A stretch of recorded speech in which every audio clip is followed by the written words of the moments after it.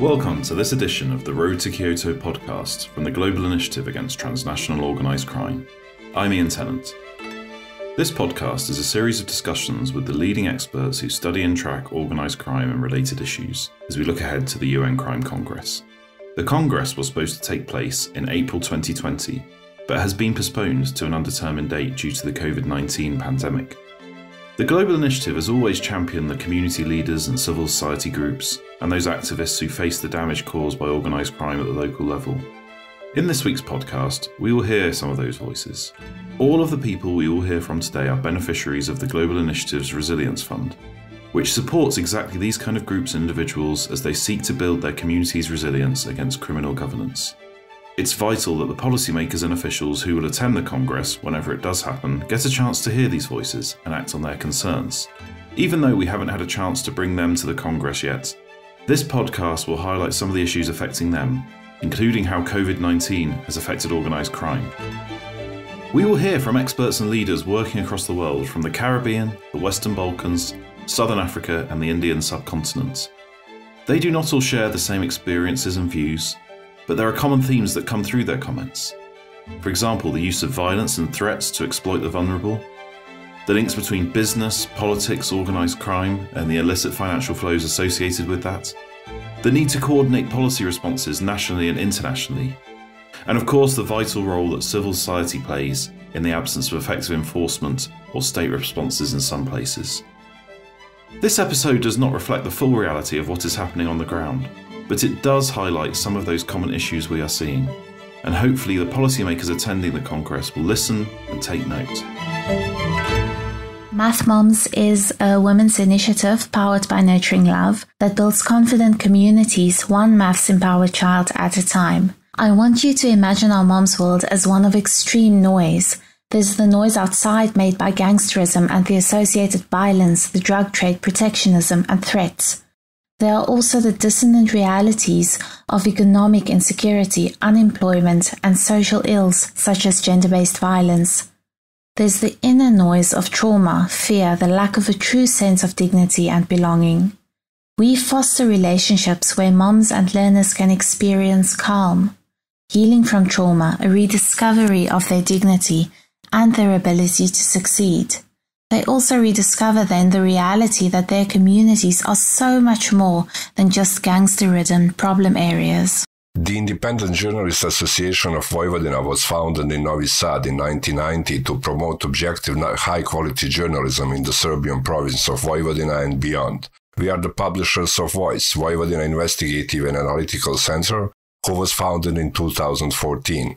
Voice articles is dealing with the problems of organized crime and corruption on the local level, because those affairs are not in the focus of the general public. Vojvodina is located at the crossroads of major international traffic routes, which makes this territory very suitable for different types of crimes. Having that in mind, our responsibility is to be the watchdogs of those activities and to raise voice against those complicated socio-political problems. I'm Tariq Khosa, former head of the Federal Investigation Agency of Pakistan, currently the Director of National Initiative Against Organized Crime. Since November 2019, a small group of professionals comprising former law enforcement chiefs, authors, academicians, and media persons have got together to forge partnerships with the relevant stakeholders and civil society organizations involved in strengthening community resilience against organized crime in Pakistan by preparing policy briefs and action plans to combat main organized crimes, especially terror financing, as well as drug trafficking, human smuggling and trafficking, and the recent emerging threat of technology-based cyber crimes. My name is Marlene Leon, and I am the Coordinator of Research and Advocacy for Initiative Sinaloa. We are a civil organization based in the city of Culiacan, Sinaloa, which specializes in transparency and accountability, citizen participation, and fight against corruption. We seek to influence the improvement of local public policies in favor of the right of access information and the right to freedom of expression. We investigate networks of political corruption, diversion of resources, and tax fraud. We also carry out social resilience actions to help communities counter the effects of the cartel Sinaloa in Culiacan, where it has its international base of operations. My name is Vladimir Otašević. I am the editor and director of Crime and Corruption Reporting Network LUPA, which was established in October 2016 as a non-governmental association in Montenegro. The association was established by a group of professional journalists with many years of work experience in the media. In the description of our work is to investigate all forms of organized crime. My name is Jerson Nozia. I am the country director for RAFA International. RAFA International is a civil society organization that is dedicated to end the trafficking and sexual exploitation of minors. We operate high-quality aftercare programs in 3 different countries, as well as prevention and advocacy programs. We work with government and civil society organizations to assure that victims of trafficking are assisted and vulnerable children are protected. I'm a researcher at the Serbian-based think tank Belgrade Center for Security Policy, BCSP. From this year, the BCSP, together with 5 civil society organizations from the Western Balkans, meaning Albania, Bosnia and Herzegovina, Kosovo, North Macedonia, Montenegro, and Serbia, initiated an organized crime radar. So the radar seeks to strengthen civil society role in fighting organized crime in the region rather than tackling specific forms of crime. So the focus is more on analysis of social and political impact of organized crime, or how organized crime affects everyday life of people in the region, especially in border part, or what is the damage of organized crime in real life. In addition, and this is very important, through radar, we want to educate and mobilize civil society organizations to put pressure on governments to fight crime more effectively. Let's hear some more detail on what organised crime issues and effects they are facing at the community level. Imagine a boy growing up in this noise, perhaps one with absent parents. He sees his grandmother living in fear of gang violence, but also accepting help from the gangsters in order to survive. He might be bullied at school, but then he discovers that being in with the older boys who are involved in gangs gives him some protection. Later, he is drawn into gangs by a friendly uncle, one of the few men around with money to take the boy on outings. He starts carrying drugs for them and weapons for them. He feels important, like he's part of a family. His grand's love seems powerless against the strong lure of organized crime. We wish to reach kids like this, but to do that, we have to work with his gran and women like her who, despite the huge challenges, have the love and resilience to persevere. Criminal governance and links with organized crime is one of the key problems in Serbia. It is reflected through the links between ruling political parties and private companies owned by persons who are close to those parties. This problem is especially visible outside the large city centers, in smaller communities which are not in the main focus of mainstream media.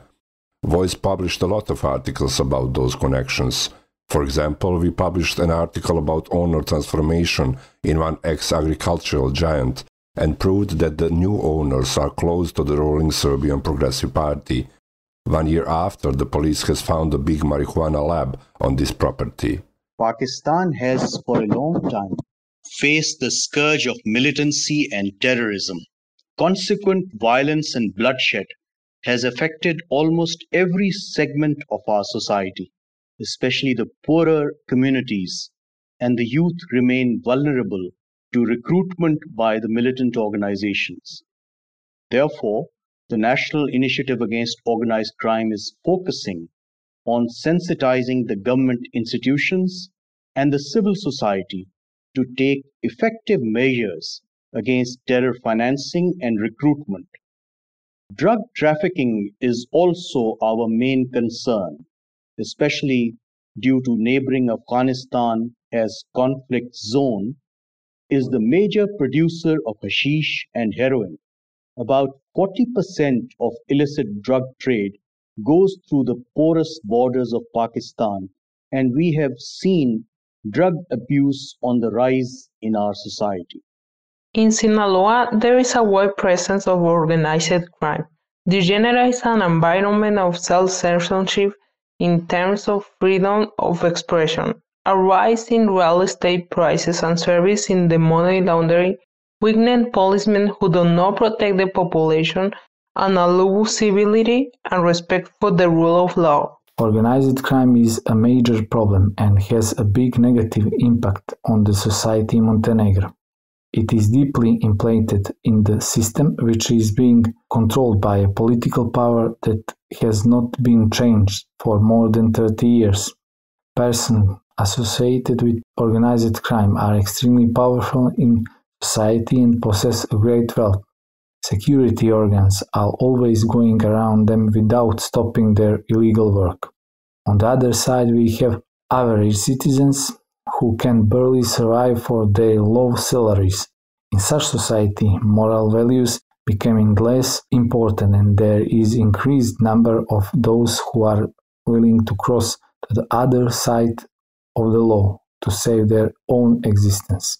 The proliferation of gang violence in Haiti in the last 2 years has had far-reaching humanitarian consequences on many layers of that society. This form of organized crime has triggered forced displacement of people. As of April of 2020, we've seen that 130 families have had to flee their communities because of gang violence. There's a domino effect in organized crimes. For instance, as I'm looking at Haiti, the way it starts, Haiti has always had trouble with organized crimes here and there. But in the last 2 years, what we've seen is that the way things started to come into place is intertwined with politics. Politicians who want to control communities so they can get their votes from those communities, what they do, they go into heavily populated districts around major towns, and they start distributing weapons to young people. The goal is for the armed groups to control the population so they can dictate which way the population votes. And with that, we have two groups sharing the same district or sometimes even same neighborhoods, and now fighting each other for territory.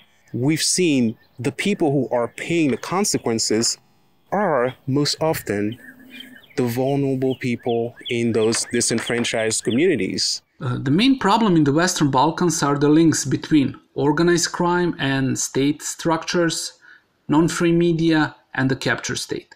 For example, in Serbia, the prosecution is keeping silent after public allegation of ties between politicians and organized crime groups, even from the allegations of ex-head of criminal police. Right now, there are 28 active organized crime groups in Serbia, and the country remains for decades an important trafficking route, especially for drugs. Almost 80% of organized crime groups from Serbia are involved in smuggling, trade, and the production of drugs, and 40% of them are transnational.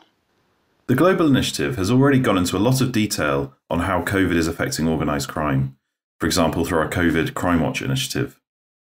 And some of the insights that we've seen in there have been informed by our Resilience Fund beneficiaries. Here's what they say about how COVID has affected them. Their reports highlight how criminals are exploiting the crisis and how the socio-economic effects of the pandemic are yet to be fully understood. The economic impact of COVID-19 and the lockdown lays bare the fault lines in our unequal society. In poor societies, pandemics render people particularly vulnerable to unstable environments. Criminal activity thrives on the uncertainties that come with pandemics. A simple thing like delivering food to poor communities becomes a supply line for corrupt or criminal elements. We've also seen a sharp increase in cases of domestic violence. Our work then becomes all the more important. We are grateful to report that our moms are still creating safe spaces for learners. When it comes to the impact of the crisis with COVID-19, the thing in Montenegro, and I believe for some other countries too, is that just those associated with organized crime now appear as the biggest donors, because they have the money needed for the missing medical devices and equipment. Organized criminal groups in this period did not cease with smuggling of drugs, cigarettes, pharmaceutical products, or other. It is also noticeable that the price of smuggling has risen due to the difficulty of transport and exchange because of the ban on movement caused by the COVID-19 crisis. There are two main elements in which crime is participating negative in the face of coronavirus crisis. One, crime in the state and in Mexico has no stop. Murders, drug selling, and territorial dominance continues.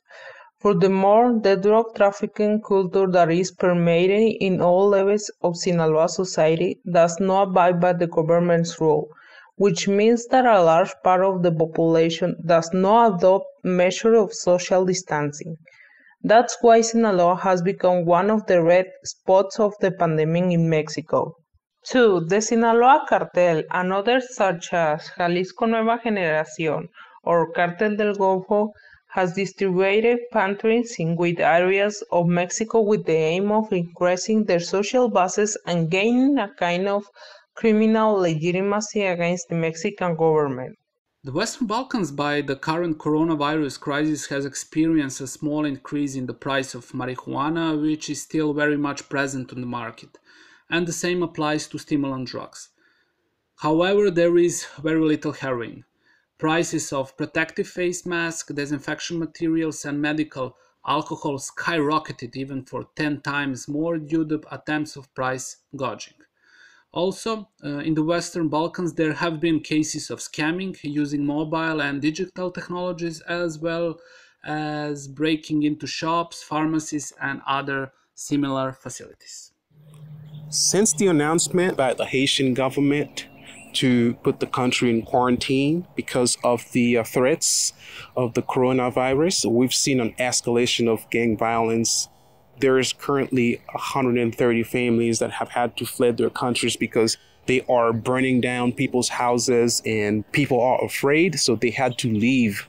And also what we're seeing is the effect of the coronavirus on victim assistance. Right now, organizations like ours who assist victims and civil society organizations are operating at the lower capacity than before, and government as well is operating at a lower capacity. So with that, the organized criminal groups have taken advantage of that situation. Now, with COVID-19 pandemic, we are really concerned that drug smugglers and peddlers seem to be taking advantage of the situation. For them, disease and depression provide opportunities to enhance their illicit trade. We also notice an increasing trend of cybercrimes wherein fraudsters are depriving the genuine financial aid reaching the poorer communities and labor classes.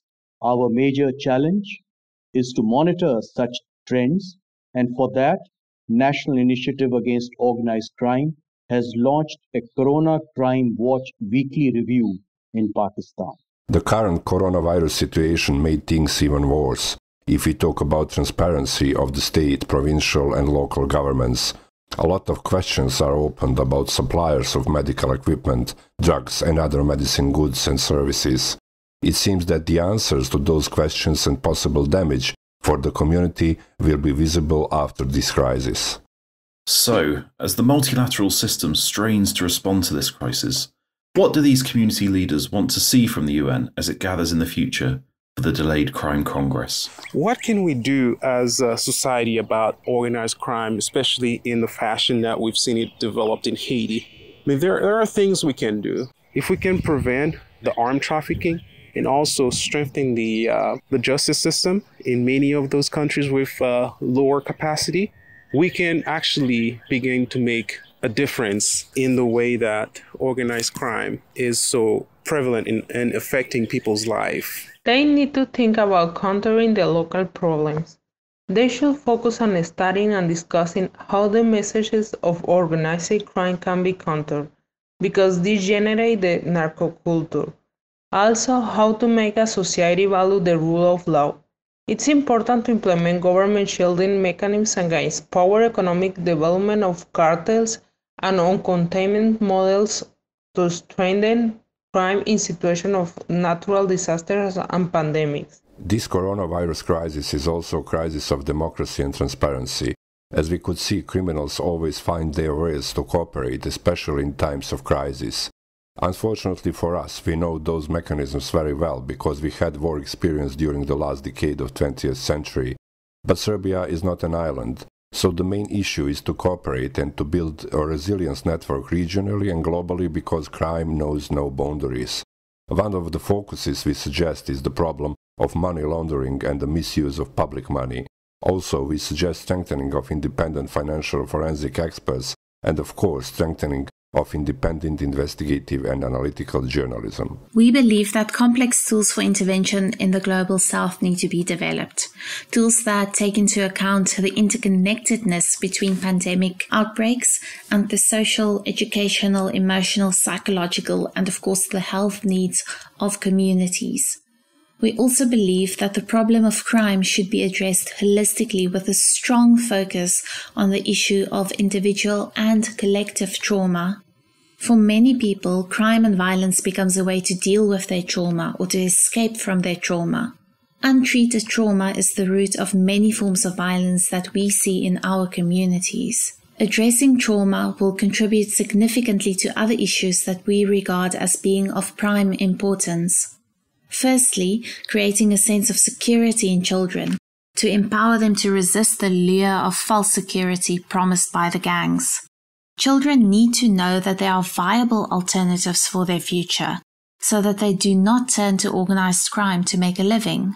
They need positive role models, not only adults who resist gangsterism like our math moms, but also ex-gangsters who turn from crime. The biggest challenge here is the reintegration of ex-prisoners into society, because they often return to gangs simply because they feel they lack alternatives. My main recommendation for international policymakers when it comes to fighting organized crime is to try to find the right way to increase international control of state authorities who are fighting organized crime in developing countries. The flow of information is extremely important, but also the international pressure.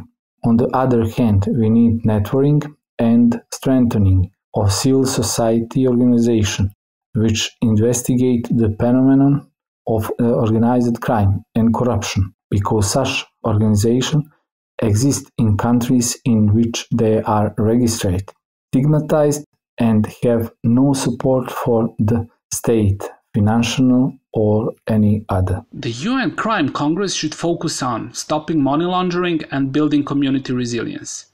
It is very important that fighting crime continues to be a priority for government despite the ongoing coronavirus crisis, because there are more opportunities to launder money and this will be more challenging after the end of crisis. In the future, it will be very important that the economy is kick-started by clean rather than dirty money.